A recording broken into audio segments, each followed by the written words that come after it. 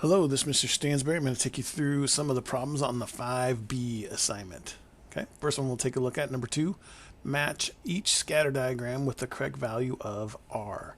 So this here you can tell makes just pretty much a perfectly straight line. So that's going to either have to be +1 or -1. Since it is going up as we go left to right, it is +1 most definitely for this one. Okay, that was for B. For D, this here, it kind of has the shotgun shell look. It does not look like it has any relationship at all. That would be C for this one. Okay? All right.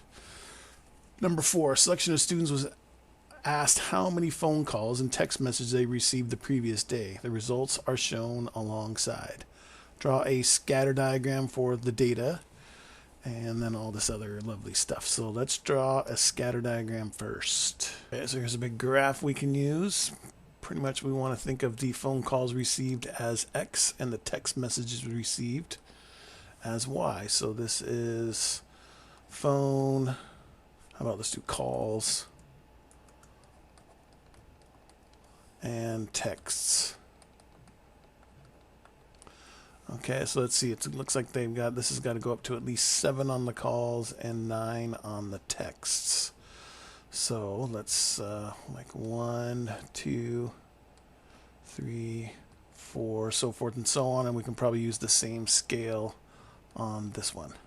Now, just a quick hint, especially for those that are testing, the reason why I did every 2 for a whole number is because you want to use at least, like let's say if you cut this into quarters, you can't use just the bottom quarter. You got to get into all of the quadrants, got to get data into all of those. So that's why I expanded it out. Okay.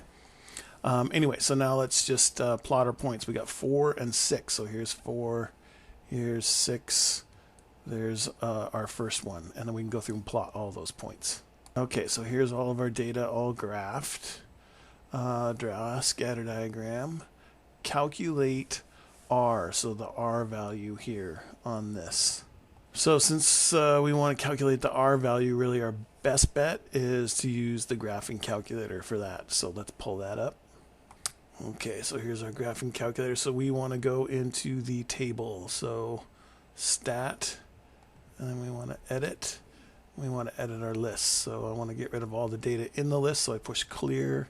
When I've got list 2 on there, it doesn't do anything until I go down, and then it's gone. And then same thing with list 1, clear, go down, and now we just enter all of this data into, that data into list 1, and all the Y data into list 2. Okay, so there's all of our data in there, and then now we got to go find the R value. Okay, so we go back into stat, and we're going to calculate. And we're going to calculate our linear regression. That gives you all this. Our X is in list 1, our Y is in list 2. No frequency to worry about. Calculate. And it gives us our equation. Now, normally there's supposed to be an R down here. So remember, if your R doesn't show up, you got to go into catalog. So we're going to do second catalog. And then we want to go to D for diagnostic. Or you can just scroll down, and we got to go all the way down to diagnostic and turn that on. And there it is. So diagnostic on, I push enter, and it shows that, and you got to actually push enter again, and it will say done. Now we should, when we go back into mode, stat, and we go over to calculate, and we do a linear regression.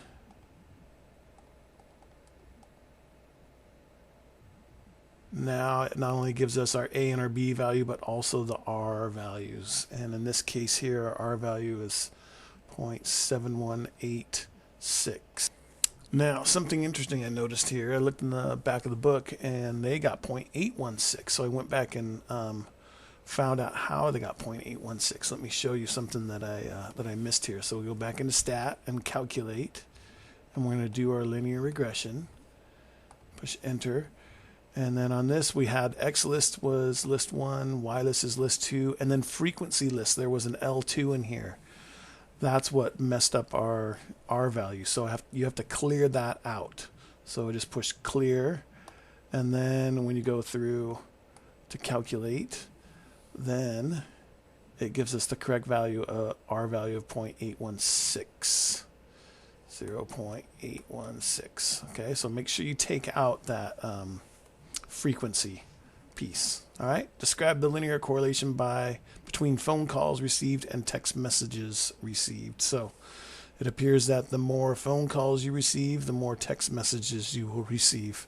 Okay, give a reason why this correlation may occur.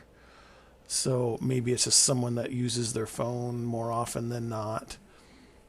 Whatever kind of rational reason that you can give on that would be just fine. All right. And last one we're going to take a look at is number 7. This table shows the number of supermarkets in 10 towns and the number of car accidents that have occurred in those towns in the last month. Okay, so here it is. Draw a scatter diagram for the data, calculate R, outliers, all that kind of good stuff. So first thing, let's do a scatter diagram for the data. Okay, so here's how I set up my scatter diagram.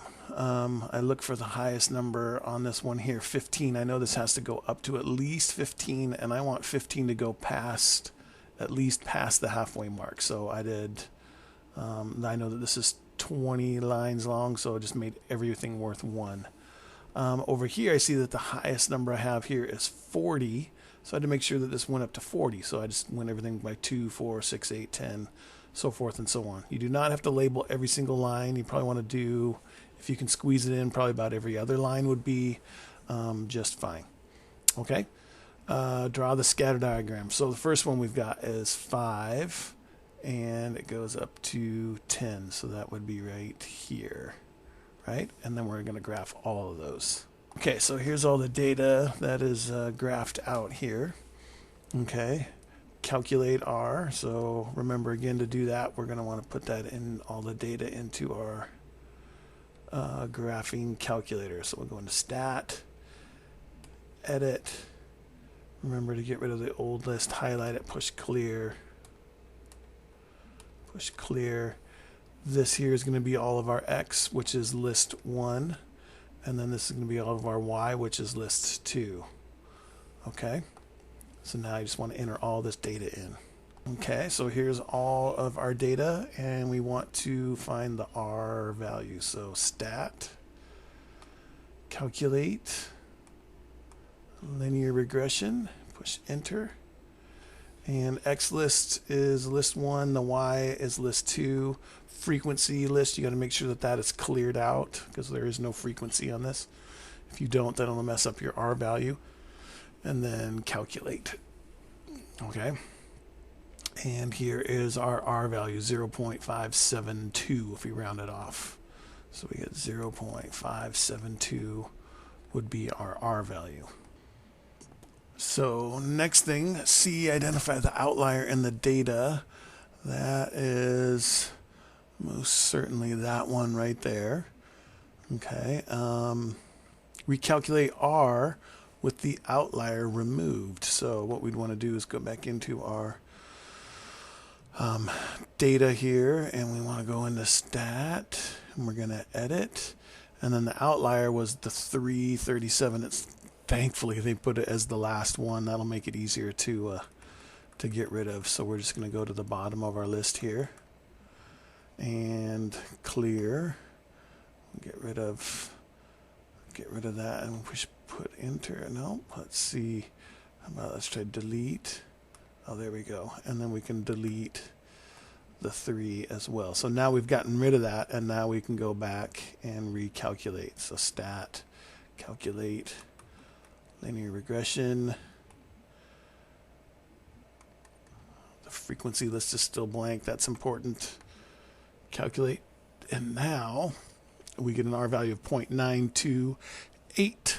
So now it is 0.928. That is pretty significant. That's 0.572 to 0.928. So without that piece of data in there, that makes this, that says that this data here is a lot more tightly related. Okay. Describe the relationship between the variables Obviously, the more supermarkets you have, the more car accidents that you're likely to have in your in the town. And then discuss the effect of removing the outlier on the value of R. So we talked about that a little bit already. It makes the R value a lot stronger. All this data is a lot closer to a line that we could put through the middle of this, like say so, something like that. All the data is a lot closer without that outlier. Okay? And E, do you think there is a causal relationship between the two variables? Explain your answer. So it... So really, it does it matter how many supermarkets there are? Well, probably what happens is the more people there are, the more supermarkets you're going to have, and then the more people you are, the more car accidents you're going to have. So is this a causal relationship? Is it strictly because of the number of supermarkets? Probably not causal. Okay. It probably has more to do with just the total number of people in the town. Okay? All right. So that is all really we have for this section here. If you have any questions on any of these or any other questions from this assignment, please feel free to ask. Thanks.